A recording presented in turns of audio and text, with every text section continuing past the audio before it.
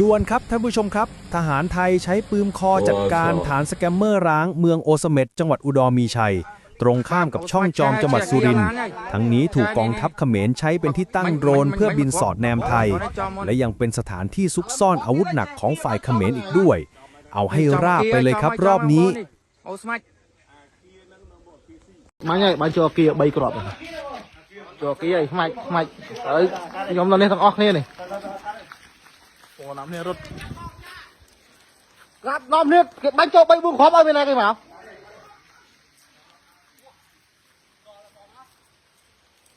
đi đây, khả năng đi này thôi.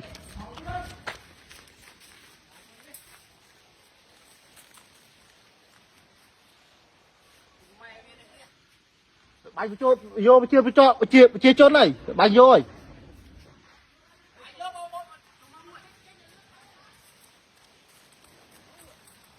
Lùi miên đã bay bỏ vô.